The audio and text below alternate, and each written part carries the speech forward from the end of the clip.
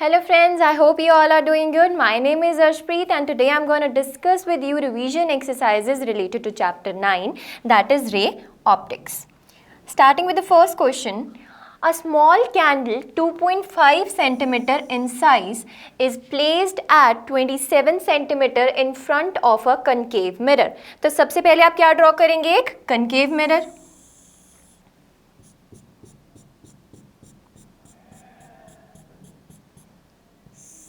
Like this, and ये जो line मैंने ड्रॉ करी है, this line is a principal axis.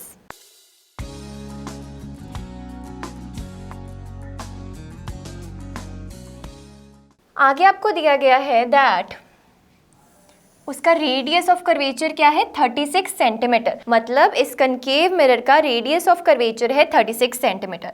तो रेडियस ऑफ कर्वेचर क्या होता है? Distance between centre of curvature and the pole, यानी कि ये हमें दिया गया है 36 centimetres. Moving forward, at what distance from the mirror should a screen be placed in order to obtain a sharp image. मतलब हमें वो डिस्टेंस बताना है जहां पर हम स्क्रीन को प्लेस करें ताकि हमें जो इमेज बन रही है इस कैंडल की वो शार्पली दिखे. तो फर्स्ट पार्ट में हमें वैल्यू फाइंड करनी है v की. देखिए अब आपको r की वैल्यू दी गई है, r is equals to 36 centimeters and you know the relationship between R and F. F क्या होता है? focal length. F is the focal length and focal length basically क्या होता है? the distance between the focus and the pole. मतलब ये distance हम find कर सकते हैं. ये डिस्टेंस हम कैसे फाइंड करेंगे? F is equals to R by 2. ये हमने थ्योरी वाली वीडियोस में डिराइव करा था that focal length is equals to radius of curvature divided by 2. तो रेडियस ऑफ कर्वेचर आपको दिया हुआ है 36 divided by 2, it is 18 centimeters. मतलब आपको ये वैल्यू दी गई है 18 सेंटीमीटर्स. अब देखिए ऑब्जेक्ट कहाँ पर प्लेस था? 27 सेंटीमीटर्स पे. तो ऑब्जेक्ट ऑब्वियसली कहीं प्लेस होगा between focus and the centre of curvature, यानी कि ऑब्जेक्ट प्लेस है यहाँ. और ये ऑब्जेक्ट क्या है? Basically it is a small candle जिसकी हाइट है 2.5 सेंटीमीटर्स. मतलब हमें HO की वैल्यू पता है that is 2.5 centimetres.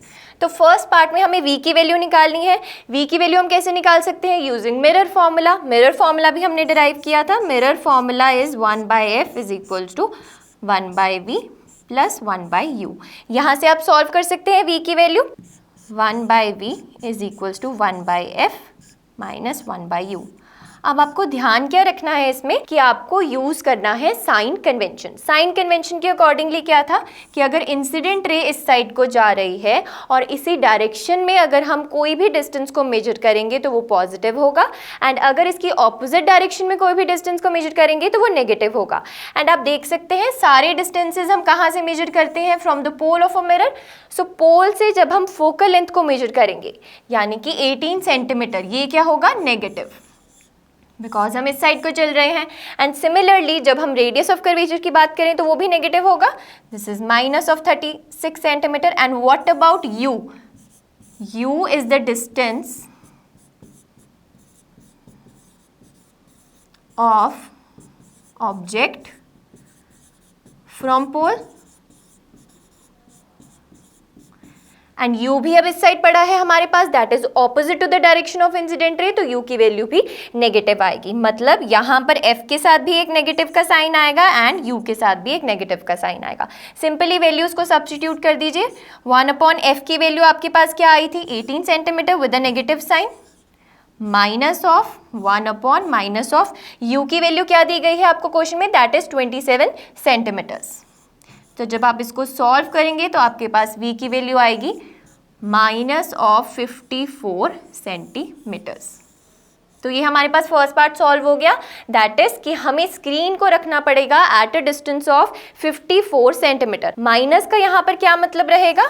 That image बन रही है हमारे पास inverted. Image is real and inverted. Right. अब नेक्स्ट पार्ट में पूछा गया है आपसे that describe the nature and the size of the image. Nature मैंने आपको बता दी, the nature is real and inverted. अब हम बात करते हैं साइज ऑफ द इमेज की। देखिए, अब हमने निकालना है the size of the image, यानी कि हमें HI की वैल्यू निकालनी है। HO की वैल्यू हमें क्वेश्चन में दी गई थी, दैट इज 2.5 सेंटीमीटर्स, राइट। अब हमने मैग्निफिकेशन के बारे में पढ़ा था। मैग्निफिकेशन क्या होता था? Magnification is image height upon object height is equals to -v/u। तो यहाँ से आप इमेज हाइट की वैल्यू निकाल सकते हैं। Image height will be equal to -v/u into object height, that is minus of, अब v की वैल्यू क्या आई है आपके पास? -54 सेंटीमीटर्स। तो v की वैल्यू को आप सब्सटीट्यूट कीजिए -54, एंड u की वैल्यू आपके पास क्या है? विद साइन सब्सटीट्यूट करना है आपको। ये आपको ध्यान रखना है that sign convention is very important. अगर आप साइंस को कंसिडर नहीं करेंगे साथ में तो आपका आंसर ठीक नहीं आएगा। u की वैल्यू क्या थी? 27 centimetre. It is in the opposite direction to incident ray, so हम इसको लिखेंगे -27 into h0। h0 is 2.5 and इसको सॉल्व करके आपके पास आ जाएगा that hi is equals to -5 centimetres. आपके पास इमेज की हाइट क्या आ रही है? -5 सेंटीमीटर्स। तो अगर आप मैग्निफिकेशन के फॉर्मूला में दोबारा से सब्सटीट्यूट करेंगे इसको, that is HI upon H0, तो इमेज हाइट आपके पास नेगेटिव में आ रही है एंड ऑब्जेक्ट हाइट आपके पास पॉजिटिव में है। तो ओवरऑल मैग्निफिकेशन क्या आई आपके पास? नेगेटिव। एंड नेगेटिव मैग्निफिकेशन के लिए मैंने आपको एक शॉर्टकट बताया था, दैट वॉज MNR, राइट यानी कि मैग्निफिकेशन नेगेटिव तो इमेज कैसी बनेगी? Real and inverted. एंड उसका डिस्टेंस क्या होगा from the pole? It is equals to -54 centimeter. मतलब इस साइड को बनेगी at a distance of -54 centimeter and वो कैसी होगी? मैग्नीफाइड होगी। क्यों? बिकॉज आप देख सकते हैं इमेज हाइट है 5 सेंटीमीटर एंड ऑब्जेक्ट हाइट थी 2.5 सेंटीमीटर। मतलब हमारी इमेज क्या बनेगी? अब बड़ी बनेगी, रियल बनेगी एंड इन्वर्टेड बनेगी। नेक्स्ट पार्ट में आपसे पूछा गया है that if the candle is moved closer to the mirror, how would the screen have to be moved? अगर अब ये कैंडल यानी कि जो ऑब्जेक्ट था इसको हम इस मिरर के पास लेकर जाएंगे तो जो स्क्रीन है उसको हमें कैसे मूव करना पड़ेगा? अब ध्यान से देखिए, जब हम इस ऑब्जेक्ट को मूव करेंगे इस वाली साइड, यानी कि हम ये u डिस्टेंस था, दिस वॉज f, इस ऑब्जेक्ट को, इस कैंडल को मूव कर रहे हैं towards the side of the mirror. मतलब हम इस ऑब्जेक्ट को मूव कर रहे हैं towards the side of the focus and जैसे जैसे हमारा ऑब्जेक्ट इस साइड जाता जाएगा हमारी इमेज दूर जाती जाएगी। मतलब हमें स्क्रीन को दूर लेकर जाना पड़ेगा। Screen should be moved away. And इसकी लिमिट क्या है हमारे पास? हम स्क्रीन को कब तक मूव कर सकते हैं? The limit is when u is equals to f। जब हमारे पास u इक्वल्स टू f हो जाए, मतलब जब हम फोकस पे आ जाएंगे उसके बाद भी अगर हम कैंडल को मूव करते जाएंगे तो हमारे पास कोई इमेज नहीं बनेगी। Because when ever an object is placed at focus its image is at infinity. वहां पर वर्चुअल ऑब्जेक्ट बनता है एंड वो हम ऑब्जर्व नहीं कर सकते स्क्रीन पे। Moving on to the next question. Next question में आपको दिया गया है that a 4.5 centimetre needle is placed 12 centimetre away from a convex mirror. So first of all you will draw a convex mirror. Convex mirror कैसे बनता है?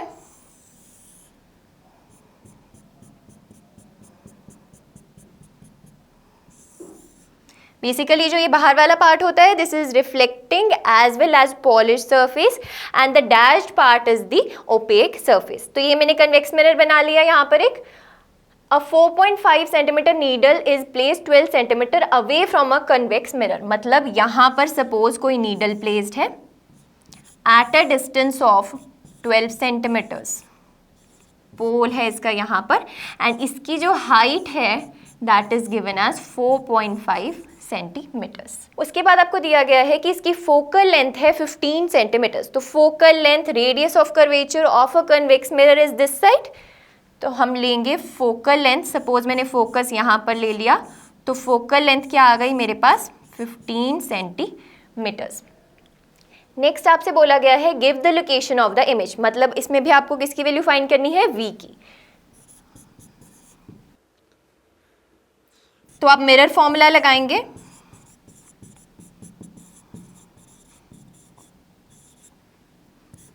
Mirror formula के accordingly 1/f is equals to 1/v plus 1/u। तो आपको v की value निकालनी है, तो आप v को इस साइड ले आइए, या फिर v को इसी साइड रखिए, u को इस साइड ले जाइए। 1/f minus of 1/u। अब देखिए, इस टाइप के मिरर्स यानी कि कन्वेक्स मिरर के लिए हमारे पास जो फोकल लेंथ होती है वो क्या होती है? पॉजिटिव। ये आपको ध्यान रखना है, बिकॉज हमारी इंसिडेंट रेज भी इस साइड जा रही है, इस ऑब्जेक्ट से इंसिडेंट रेज भी इस साइड जा रही है। एंड हम जब पोल से फोकस तक का डिस्टेंस मेजर करेंगे, यानी कि हम फोकल लेंथ को मेजर करेंगे, तो वो भी हम इस साइड को मेजर करेंगे, यानी कि फोकल लेंथ आएगी पॉजिटिव। एंड फोकल लेंथ की वैल्यू हमें क्या दी गई थी क्वेश्चन में? That was 15 centimeters. तो हम यहाँ पर वैल्यू डालेंगे 1/15। And what about object? Object आप देखिए, object is in the opposite side of a pole. Object के लिए हमें इस साइड को मूव करना पड़ेगा, तो इसके लिए इसकी वैल्यू के आगे हम एक लगाएंगे नेगेटिव का साइन, यानी कि ये होगा -12। जब आप इसको सॉल्व करेंगे तो आपके पास v की वैल्यू आएगी, that v is equals to 6.7 centimeters. तो आपके पास v की वैल्यू आ गई 6.7 सेंटीमीटर्स। इसका मतलब क्या रहेगा हमारे पास? दैट हमारे पास जो इमेज बनेगी that is at a distance of 6.7 centimetre from the pole. तो हमें स्क्रीन को कहाँ पे रखना पड़ेगा? 6.7 सेंटीमीटर्स पे।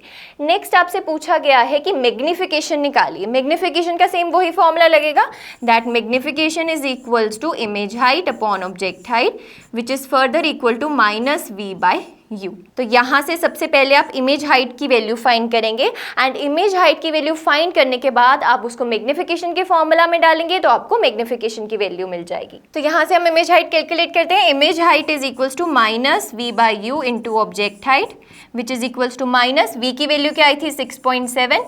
u की वैल्यू हमारे पास क्या थी? 12 centimeter, but with a negative sign, because हम इसको मेजर कर रहे हैं opposite to the direction of incident ray. मैं बार बार इसको क्यों बोल रही हूँ? Because sign convention is very important. अगर आप एक भी जगह साइन कंसिडर करना भूल जाएंगे तो आपका आंसर गलत हो जाएगा, राइट? सो u की वैल्यू के आगे लिखेंगे एक माइनस, एंड वैल्यू आती है हमारे पास -12 सेंटीमीटर। एंड h0 की वैल्यू हमें दी गई है क्वेश्चन में, दैट इज 4.5 सेंटीमीटर्स। तो hi की वैल्यू आपके पास क्या आ जाएगी?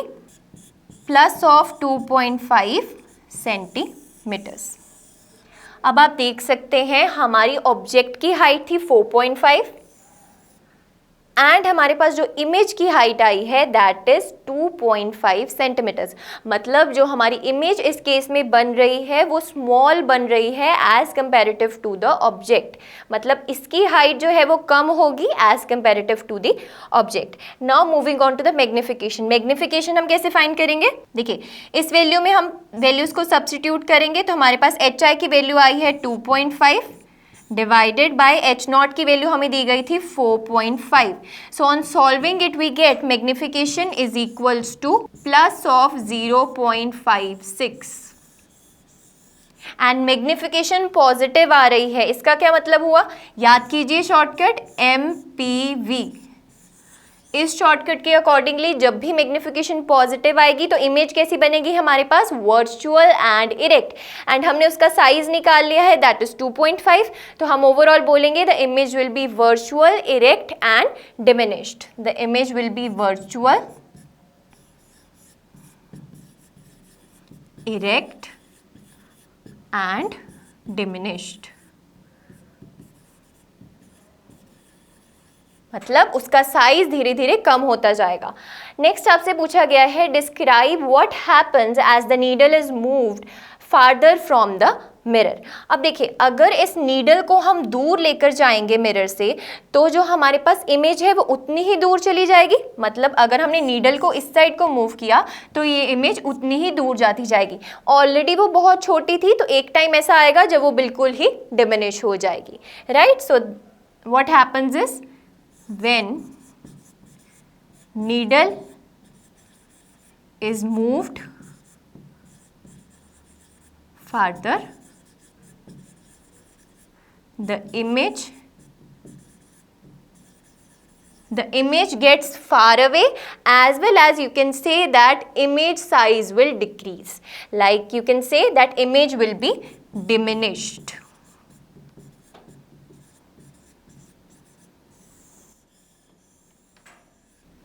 Right, moving on to the next question. Next question आपके पास दिया गया है that double convex lens are to be manufactured from a glass of refractive index 1.55, यानी कि n की वैल्यू आपको दी गई है 1.55 एंड पूछा क्या गया है आपसे, देखिए with both faces of same radius of curvature, मतलब ये जो डबल कन्वेक्स लेंस होता है it is like this, centre में होता है ऑप्टिकल सेंटर, ये फर्स्ट मिरर है, ये सेकंड मिरर है. Basically lens is made up of the combination of two spherical mirrors. So जो फर्स्ट मिरर होगा उसका जो सेंटर ऑफ कर्वेचर है वो इस साइड लाई करेगा एंड सेकंड का सेंटर ऑफ कर्वेचर इस साइड लाई करेगा, राइट. एंड जो इसका आर होगा, फर्स्ट वाले मिरर का आर होगा हमारे पास इस साइड का, इट विल बी पॉजिटिव, यानी कि R1 will be positive and R2 will be negative. But ध्यान से देखिए, आपको क्वेश्चन में बोला गया है that both faces have the same radius of curvature, मतलब R1 is equals to R2, R1 is equals to R2 is equals to R. तो हमारे पास R1 की वैल्यू क्या आ जाएगी, plus of R, and R2 की वैल्यू आ जाएगी minus of R. Next आपसे पूछा गया है what is the radius of curvature required if the focal length is to be 20 centimeter. आपको f की वैल्यू दी गई है 20 सेंटीमीटर एंड आपसे r की वैल्यू पूछी गई है. तो इस टाइप के क्वेश्चंस में आप कौन सा फॉर्मूला यूज करेंगे, लेंस मेकर्स फॉर्मूला. ये हमने थ्योरी की वीडियोस में पढ़ा था. लेंस मेकर्स फॉर्मूला के accordingly 1/f is equals to n-1 upon 1/R1 minus 1/R2 होता है. Now we have R1 is equals to R2 is equals to R. R1 की जगह आप डालेंगे plus of R and R2 की जगह आप डालेंगे minus of R. Negative sign हमने क्यों लिया है, बिकॉज R2 के केस में हम opposite to the direction of incident ray move करेंगे. तो सारी वैल्यूज को सब्स्टिट्यूट करने के बाद आपके पास आंसर आएगा 1/f is equals to n-1 into, जब आप इसको सब्स्टिट्यूट करेंगे, जब आप इसको r ही लिख देंगे, इसको जब हम सब्स्टिट्यूट करेंगे तो हम प्लस ऑफ r लिखेंगे एंड इसको हम लिखेंगे माइनस ऑफ r, तो ये ऊपर जाके प्लस बन जाएगा एक और. तो इस ब्रैकेट को सॉल्व करके आपके पास आएगा 2/r. n की वैल्यू आपको गिवन है दैट इज 1.55, तो आपके पास आ जाएगी r की वैल्यू ऑन सॉल्विंग 22 सेंटीमीटर्स. देखिए f की वैल्यू को आपको सब्स्टिट्यूट करना है focal length that is 20 centimeters, तो ये हो जाएगा 1/20 इज इक्वल्स टू n की वैल्यू है 1.55 minus of 1 is equals to 0.55 into 2/r. Simply यहाँ से आप r को सॉल्व कर सकते हैं, इस r को इस साइड ले जाइए, इस 20 को इस साइड ले जाइए, तो आपके पास r की वैल्यू आ जाएगी 22 centimetres. So this is the radius of curvature required if the focal length is 20 centimetres. Moving on to the next question. Next question है हमारे पास that a beam of light converges at a point P. देखिए suppose ये कोई beam है light की जो converge कर रही है at point P, like this.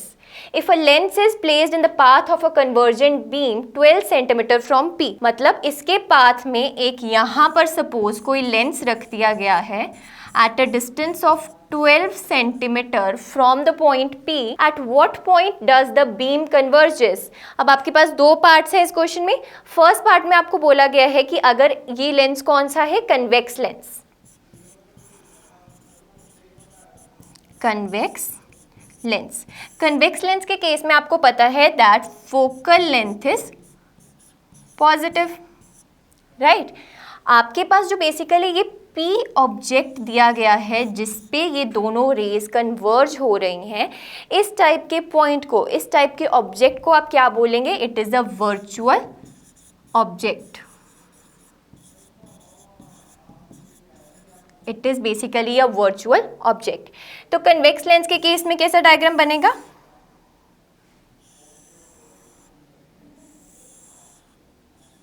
ये P पॉइंट था, ये ऑप्टिकल सेंटर था।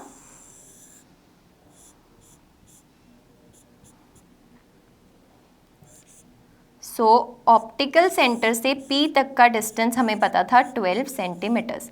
हमने बेसिकली क्या निकालना है कि eight which point does this beam converges, अगर हमने इसके पाथ में एक कन्वेक्स लेंस को रख दिया है। कैसे फाइंड करेंगे? Using lens formula. Lens formula क्या था? 1/f is equals to 1/v minus 1/u। अब आपके पास इस केस में फोकल लेंथ पॉजिटिव है एंड फोकल लेंथ की वैल्यू है 20 सेंटीमीटर्स। सो 1/20, v की वैल्यू हमें फाइंड करनी है। इसको इसी साइड रखिए, इसको इस साइड ले जाइए, that is plus of 1/u।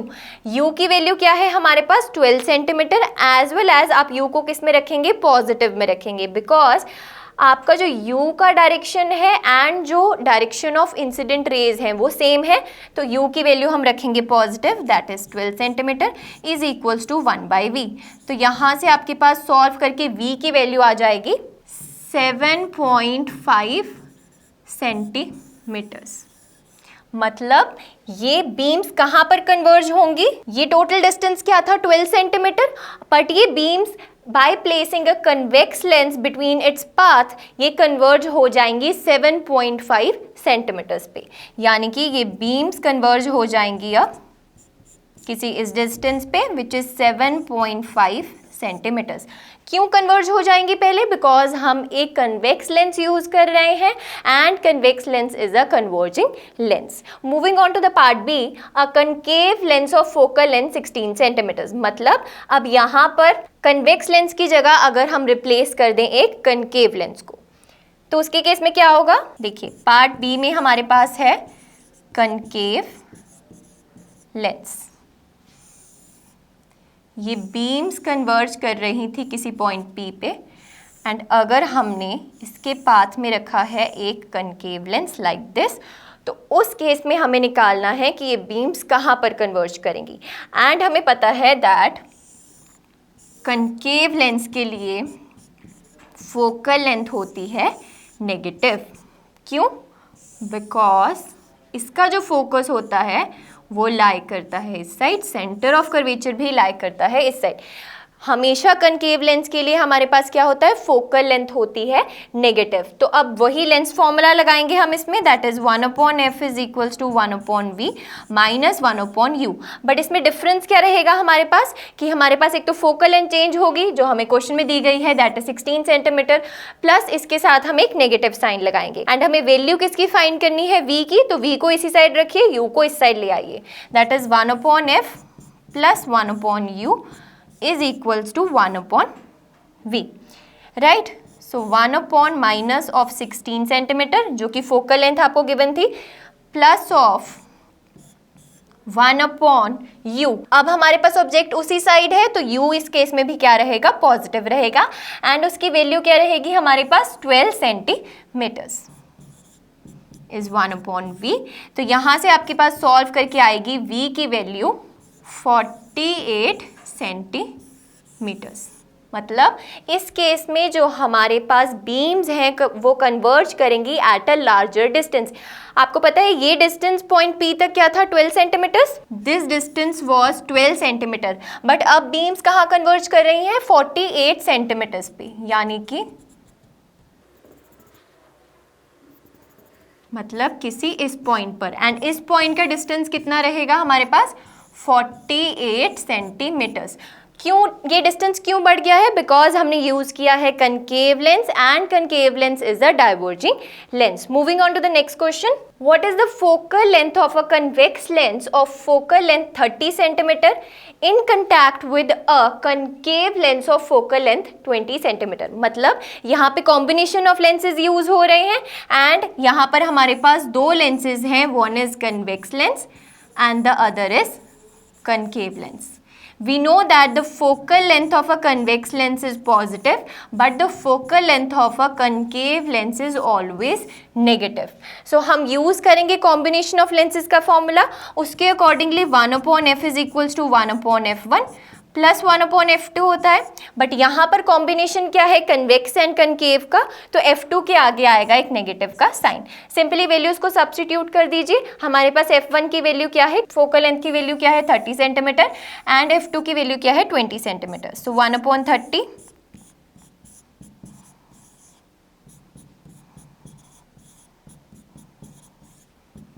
Simply इसको सॉल्व कीजिए, एलसीएम ले लीजिए, तो आपके पास नेट फोकल लेंथ की वैल्यू आ जाएगी -60 सेंटीमीटर। आपको एक और बात का ध्यान रखना है, आंसर को यहाँ पर नहीं छोड़ देना, आपको नेट फोकल लेंथ निकालनी है एंड नेट फोकल लेंथ क्या आएगी, इसका जब हम इन्वर्स करेंगे, बिकॉज दिस इज 1/f की वैल्यू, तो f की वैल्यू क्या आ जाएगी -60 सेंटीमीटर। आगे आपको क्या पूछा गया है, is the system a converging और diverging lens, ignore the thickness of the lenses. अब आप देख सकते हैं जो नेट फोकल लेंथ आई है वो नेगेटिव आई है, एंड जब भी फोकल लेंथ नेगेटिव आती है तो हमारे पास कैसा लेंस आता है, कनकेव लेंस आता है, एंड कनकेव लेंस क्या होता है, एक डाइवर्जिंग लेंस। तो हमारे पास नेट सिस्टम बिहेव करेगा as a diverging lens. Moving on to the next question. Next question है हमारे पास, a small telescope has an objective lens of focal length 144 centimetre. मतलब देखिए, टेलीस्कोप बेसिकली कॉम्बिनेशन होता है एक ऑब्जेक्टिव लेंस का एंड एक आईपीस लेंस का। ये दोनों क्या होते हैं, कन्वेक्स लेंसेज। ये हमने थ्योरेटिकल वीडियोस में पढ़ा था इनके बारे में, राइट। तो आपको ऑब्जेक्टिव लेंस की फोकल लेंथ दी गई है 144 सेंटीमीटर एंड आईपीस की फोकल लेंथ आपको दी गई है दैट इज 6 सेंटीमीटर्स। अब हमने जिस वीडियो में पढ़ा था अबाउट एस्ट्रोनॉमिकल टेलीस्कोप, उसमें मैंने आपको मैग्निफिकेशन की वैल्यू बताई थी। मैग्निफिकेशन हमने डिराइव करी थी, इट वाज -f0/fe, एंड इसके केस में जो इमेज होती थी that is focused at infinity, right. तो सिंपली इसमें वैल्यू सब्स्टिट्यूट करेंगे, -f0 इज 144/fe इज 6, तो आपके पास सॉल्व करके आ जाएगा -24 सेंटीमीटर्स। तो मैग्निफिकेशन आपके पास नेगेटिव आ रही है, एंड जब भी मैग्निफिकेशन नेगेटिव आएगी इसका क्या मतलब आ रहा है हमारे पास, that is MNR। Magnification negative मतलब जो इमेज बनेगी वो बनेगी रियल, राइट। उसके बाद आपसे पूछा गया है what is the separation between the objective and the eyepiece. उस वीडियो में हमने इसके बारे में भी पढ़ा था, मैंने आपको ट्यूब लेंथ के बारे में बताया था। तो ट्यूब लेंथ L से डिनोटेड होती थी एंड उसका फॉर्मूला होता था f0 + fe। तो सिंपली आप इसको प्लस कर लीजिए, 144 + 6 इज इक्वल्स टू 150 सेंटीमीटर्स। तो आपके पास separation between the objective and the eyepiece को हम क्या बोलते थे, L बोलते थे, which was tube length, and इसकी वैल्यू आती है 150 सेंटीमीटर्स। एंड इसी के साथ आज की वीडियो होती है फिनिश। हम नेक्स्ट वीडियो में स्टार्ट करने वाले हैं chapter number 10 that is wave optics. Till then keep revising and stay tuned with me on this channel that is IVIS।